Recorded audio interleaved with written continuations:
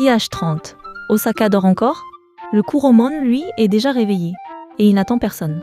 Dans les allées, le charbon crépite et le dashi montent en volute d'air froid. On est avant les foules. C'est là que tout commence. 4 adresses que les guides n'ont pas encore repérées. Le Kuromon, c'est l'âme gourmande d'Osaka à l'état brut.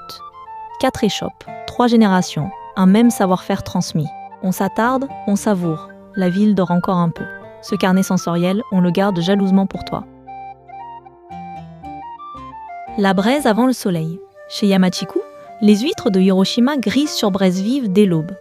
On les mange debout dans l'allée, l'eau chaude débordant du coquillage ouvert. Une odeur de mer fumée flotte dans l'air froid, iodée, dense, vivante. Le stand ouvre à 6h. Pas d'enseigne, juste le crépitement et la vapeur blanche.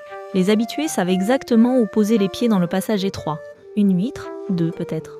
Le temps suspendu. C'est le genre d'adresse qu'on garde pour soi. Yamachiku, au cœur du Kuromon, dès 6h du matin.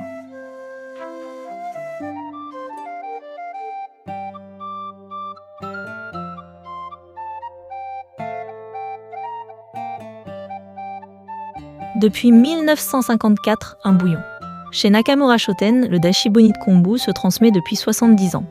Il arrive dans un bol en bois, nature, ou avec un œuf mollet poché qui fond dedans. La vapeur monte en silence. L'odeur est douce, presque familière. Le kombu donne de l'iode, la bonite, une rondeur fumée qui s'attarde longtemps. Les habitués commandent avec l'œuf mollet. C'est l'ordre naturel des choses ici. Un bol, quelques yens, une matinée qui commence bien. On reste debout, les 2 mains serrées autour du bois chaud. Nakamura Shoten, l'adresse la plus humble du marché.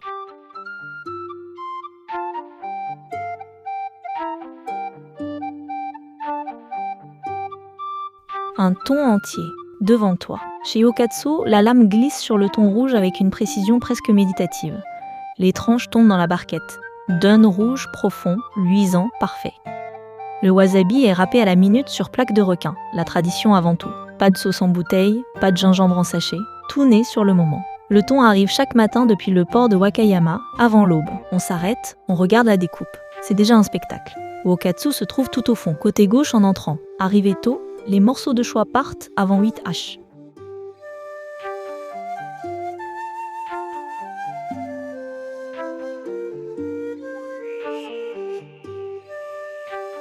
Ce jaune-là n'existe pas ailleurs. Les Eudito Tamagoya arrivent de fermes de Nara, au jaune d'un orange profond. Cru sur riz chaud, avec quelques gouttes de sauce soja vieillie en fût de bois. Le jaune crève sous la baguette. La couleur dorée se répand lentement sur le blanc.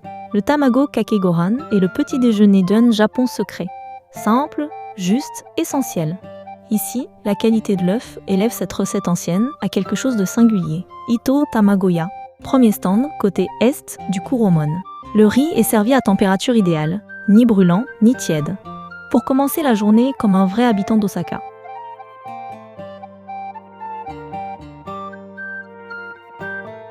Le Kuromon s'anime dès 6h, bien avant l'ouverture officielle à 8h. La fenêtre idéale, entre 6h30 et 7h, avant les premiers groupes organisés. 5 minutes à pied de la station Nipponbashi, ligne Senichi-mei. C'est tout. Prévoir 1,500 à 2,0 yens pour grignoter le parcours complet, sans se presser. Pas de plan fixe. On laisse les odeurs guider les pas, 1 heure suffit, mais on revient souvent le lendemain. Pour dormir à 2 pas du marché, le Cross Hotel Osaka est une valeur sûre. Chambre épurée, lumière naturelle généreuse, à 10 minutes à pied du Kuromon. Un hôtel pour ceux qui veulent être dans le quartier, pas au-dessus. Pour plus de confort, le Dormi-in Shinsaibashi mérite l'attention. Bain thermal, petit déjeuner japonais. Un rituel pour bien débuter la journée. 2 ambiances, 2 styles, à choisir selon l'humeur du... Osaka se mange avant l'heure, dans le bruit sourd du charbon et le silence complice. Le Kuromon au petit matin, c'est ce fragment qu'on emporte dans son carnet de voyage. Arrive avant 7h, c'est l'heure où Osaka appartient encore aux siens. Abonne-toi, chaque semaine, une nouvelle ville, une nouvelle aube. À la semaine prochaine, on flâne ensemble, comme d'habitude.